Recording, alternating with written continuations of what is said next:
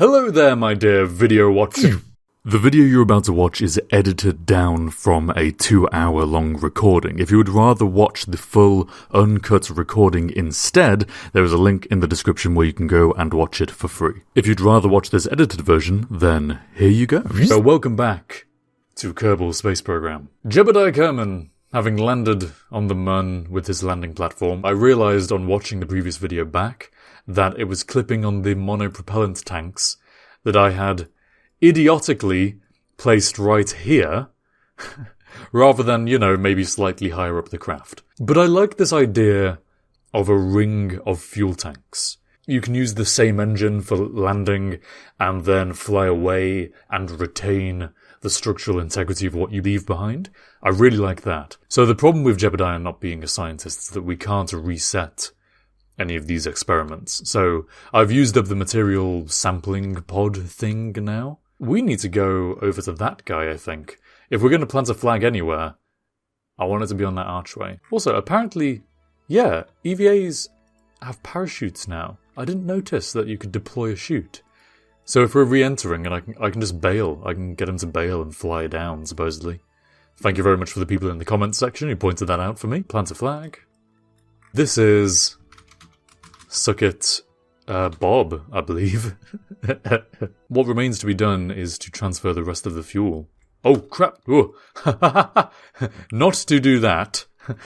That was not what I intended to do. So for now, Jebediah is going to stay here. There is more science to be done on the Mun. So the plan is create a space station, because there was that module that will allow us to collect science over time, which Jebediah then flies to, because he's got enough Delta V to enter orbit, I think. He swaps onto the space station, and Bob flies down and lands elsewhere. Okay, this is cool. Right, I like this. And it means I'm not attempting to refuel that small landing pad. You'll see. I want bigger tanks. Needs to be more worthwhile doing all this. Now, I could just launch it like this as well. But I'm not going to, because I don't need to send another one of these middle ships out. I've already got one on the moon. This is more worthy of having this launch stage now, isn't it? It's getting there. Oh, it needs RCS thrusters as well, of course. Really only needs linear, actually. Can turn using its reaction wheel as long as it has power, which hopefully it will always have power. I'm sure there's no situation in which it could ever not have power. There's totally going to be a situation in which it won't have power. This is going to come back to bite me.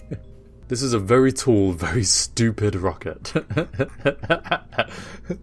This is ludicrously long payload. The payload is practically the length of the rocket itself. It's literally the length of the rocket. I'll be amazed if this can even get to orbit. And now we're going to make a stage that can push 2 of these guys. 1 into Kerbal orbit, 1 to the Mun. I don't think it needs to be much more than just a good liquid engine. Something really efficient. This is the Poodle? Oh, they've changed the Poodle. It looks like it's a little man. It's just standing there. It's like a D.A.L.E.K. It's like a weird 2-legged D.A.L.E.K. I just have to give it... I have to give it arms. It's a little man!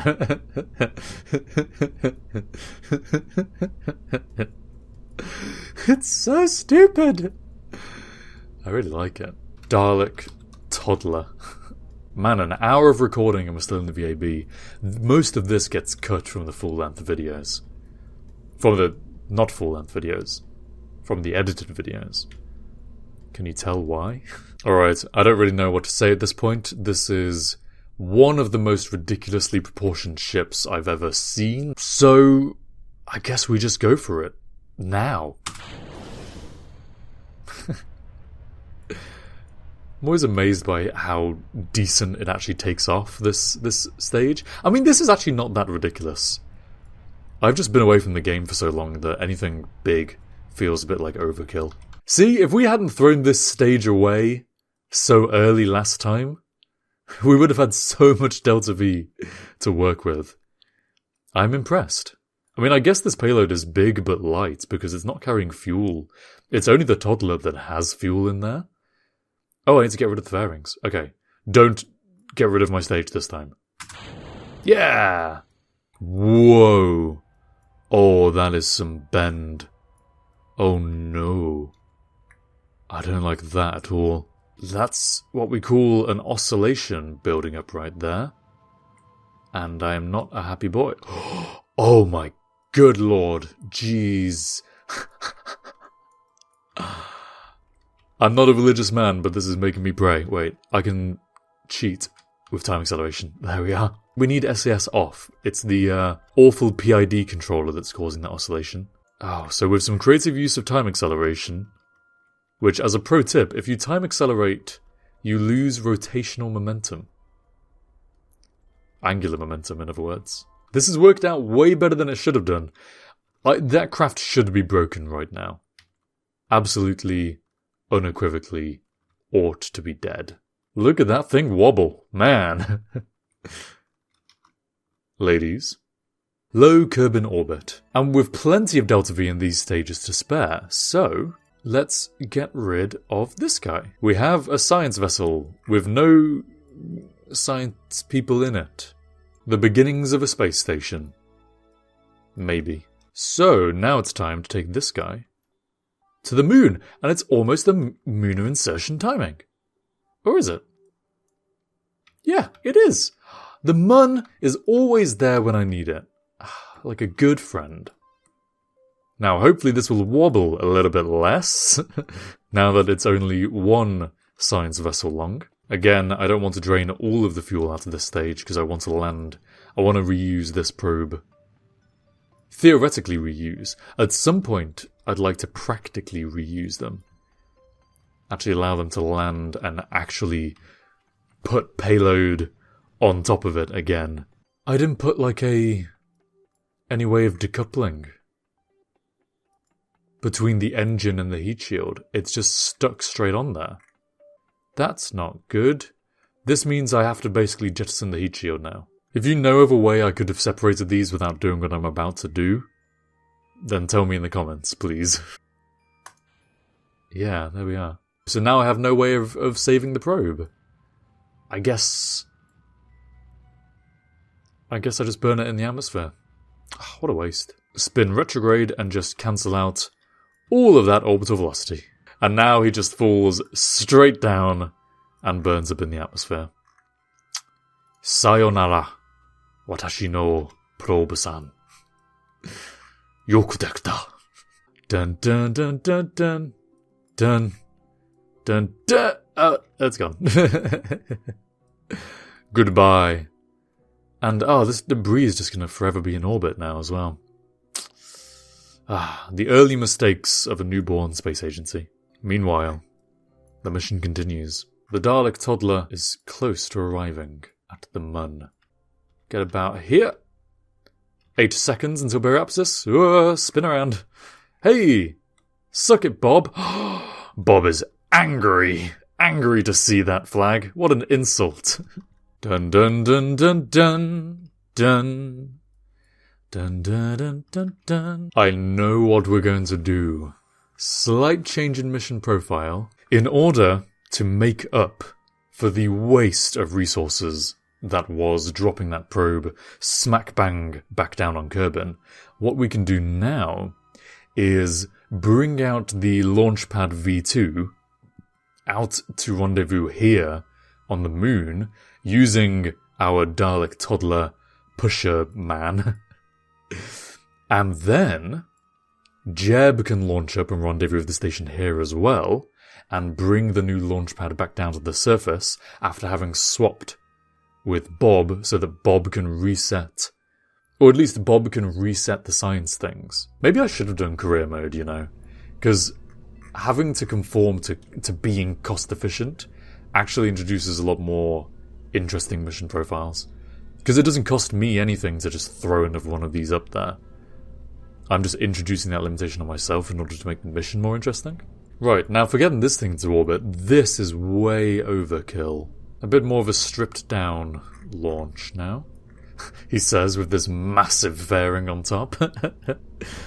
I suppose I could make it less like the head of a penis by bringing in the angle up here a little bit more to conform a bit better to the shape. But I'm not going to change it now, it's far too much effort. So this is the shape we're going with. No crew, just the drone, and then we'll come pick it up using the lander can thingy. The Dalek Toddler. How on earth could I forget its most glorious name?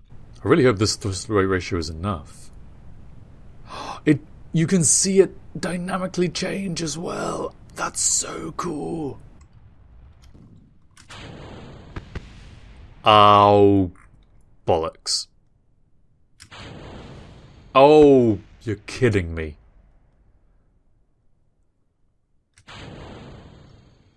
That was dramatic, but this does have a lot of delta V. Yeah, we might just about be able to make this. Doesn't help that we're still slightly in the atmosphere. That's not very efficient. I don't think we've got what it takes.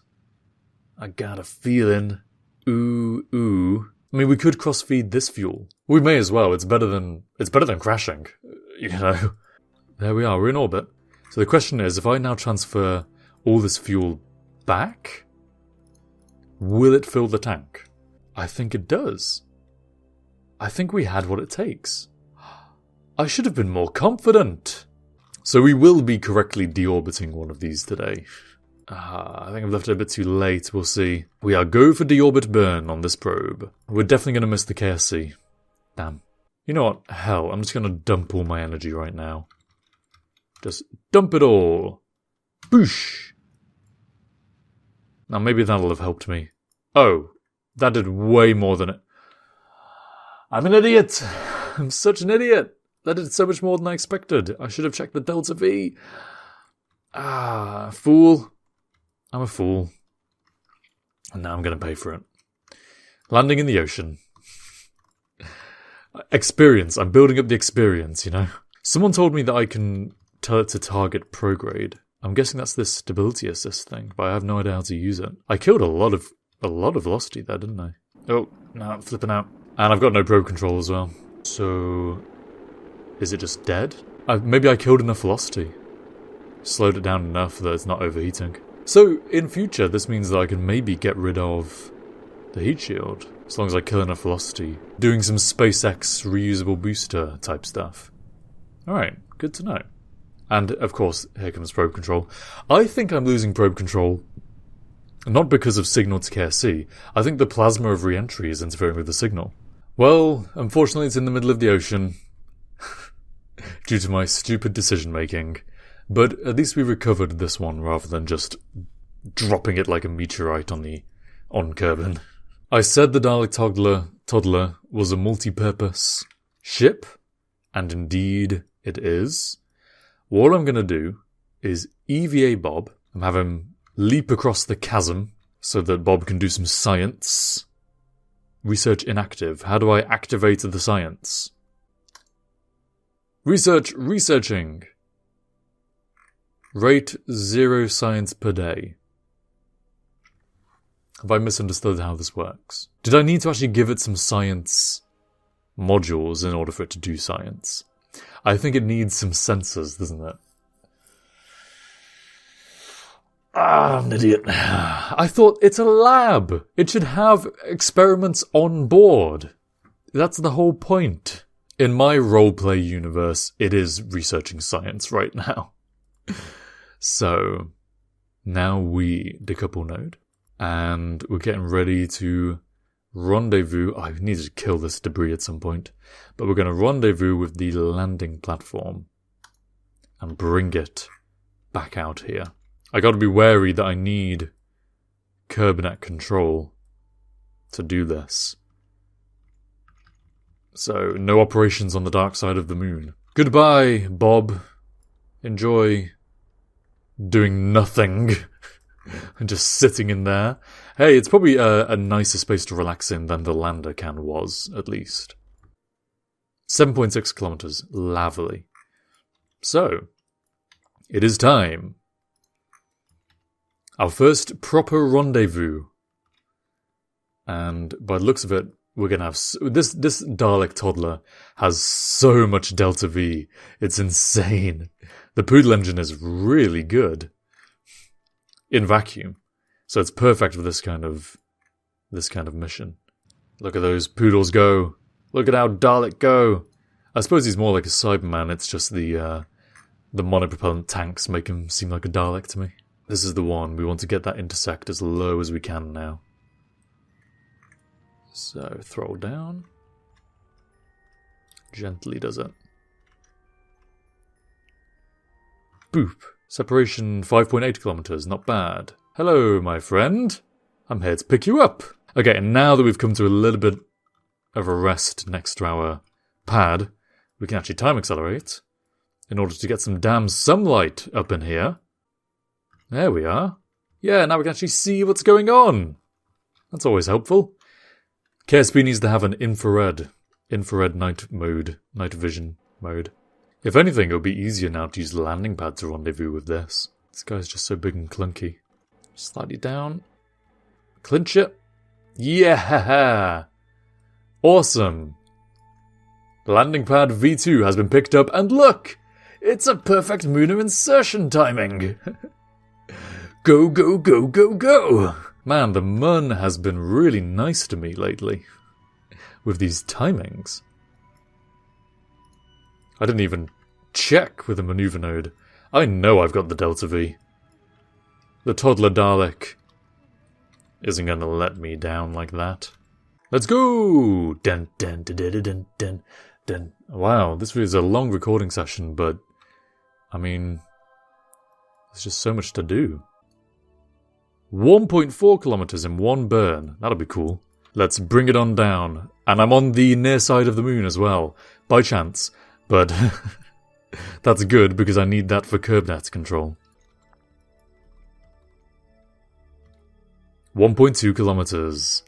Alright, I'll believe it when I see it. And again, intersection on the near side. So, lovely. Lovely. Here we are. Heading straight for it. Try not to crash into the space station. Oh, I said that as a joke, but actually, that might happen right now. No, we're good. I also want to avoid hitting it with my jets if I can. Our controller's completely flipped. Okay, we're good. I keep on forgetting that I need to have the nav ball oriented correctly in order to have correct oriented control. Bob Kerman, has he been doing any science for us? Nope. He's just been sitting there twiddling his thumbs. Thanks, Bob. Don't worry, we've got some science coming your way. And now it is time to test how much fuel does this guy have. It's almost at a perfect orbital insertion point as well. Can Jebediah make it back into orbit? I think he can. Easily. Easily. Let's go without much delay. Suck it, Bob. I'm coming for ya. Undock. Go. Haha, yeah. See ya. Right. We are probably going this way. Where's our target? All the way up there. Got a lot of relative velocity to kill. That was... the timing just keeps on being perfect for me. Except we are going to be docking in the dark. But, hey. You win some, you lose some. And it seems like we have the right amount of Delta V as well. This is great. Now, I'm just going to park so that I can go around the other side and get daylight. Because we need to attempt the tricky landing pad docking that we attempted before. I need to ensure this time that when I do dock with the landing pad V2, I get the orientation correct, and it's not all wobbly. As well as the wobble apparently turned out in the end, it was not ideal, no matter what I may have attempted to defend and say in the last video. Alright, I think it's all over to RCS now. So, just kill the last scrap of relative velocity. And I gotta come in, I gotta reverse around. All this training... since my last attempt at this, I'm finally ready. And that liquid fuel, only 120 meters per second left. I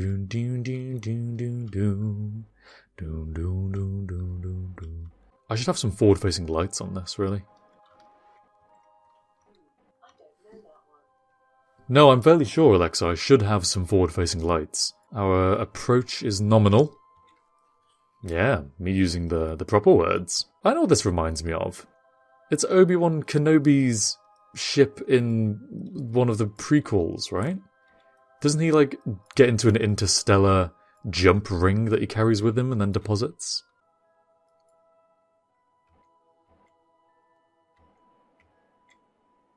Here we are! I think I did it! I think it's still a little bit wobbly, but not as wobbly. Incremental improvement. Awesome! So, now, seeing as Bob is not collecting any useful science in this station whatsoever, unless, well, the thing is, there's science in this, there's technically docked science now. Does that mean that he is now doing science? No! Research no power. What do you mean no power? Electric charge 0. Hopefully we'll always have power. I'm sure there's no situation in which you could ever not have power. This is going to come back to bite me. Okay, fair enough. But I've got solar panels. We need to research better solar panels and stat. Blocked by Kerbal. Oh, okay, that's fair enough. It is actually about to be an eclipse. Look at that blue ring. Isn't that a pretty sight? Isn't this just a pretty game? I know KSP 2 is going to be revamping the graphics, but the beauty doesn't come from the graphical fidelity. It comes from the knowledge of what you've accomplished. Really sincere moment interrupted by a burp. Why is this making me burp so much? It's tea. It's lemon and ginger tea. I shouldn't be burping. I'm so sorry. So, in order to maximize the amount of science we can get right now, Bob, would you kindly climb upside down, because there is no right or wrong way to climb in space? Having said that, he then turns the right way up and just proves me wrong. Alrighty. We've done all the science things, which I think some of which were repeats, but we did them just in case. And now it is time to pick where we're going to go, because Jebediah has already taken samples from the archway along the equator. So I think, if we have the Delta V, which I'm fairly sure we should have, because, man, these tanks be big. Also, these tanks be not full. Were we burning through those tanks? I guess we were. Huh. I definitely don't want Bob running out of fuel. Jebediah would be able to handle it, but Bob would not. So there we go. Loads of Delta V in there now. I could even fill these ones as well, and in fact I think I will. This does mean that the Dalek toddler will not be making a return journey back to Kerbal. Not until it gets refueled, which it will, eventually. Fully loaded up, ready to rock and roll. Undock. The landing pad V2 is ready for service. Now we're going for an optimal suicide-esque burn with our periapsis just clipping. And we also want to be going south slightly. It's got an 8.67 thrust-to-weight ratio? Wait, does it change your weight based on the gravity of the nearest body? It must do. That's epic! There's the flag, relatively nearby. Suck it, Bob. Grrr. Bob is not happy to hear that. Okay, we enter the crater. We definitely need to have already started burning by now. Go! Whoa, Nelly. We're going for the bullseye. I'm glad to see that the balancing is pretty good. It's symmetrical enough. Contact light, and down. Haha, easy. Easy peasy. Funnily enough, we're probably less vertical than Jeb was when he was on the side of a hill. And there we are. Lady or gentleman, which is the optional other outro thing that I may be going with. Dear video watcher. That's more like it. Thank you very much for watching this video. That was a hell of a time. We did some interesting orbital rendezvous, and you know what we did. You just finished watching the video. Congratulations! If you really enjoyed that, and if you happen to be watching the edited down 20-ish minute version of this video right now, but would have preferred in the future, perhaps, to see the full uncut version, then you could be joining the various other patrons of HOCgaming who are right now, at this second, listening to me explain in the uncut video how, for less than £2 a month, you can see these videos in their original form, as the Lord intended, shall we say. No, let's not say that. Regardless, whether you pledge on Patreon or not, thank you very much for watching the video. I hope you enjoyed, and if you did, leave me a comment saying so, and I shall see you next time.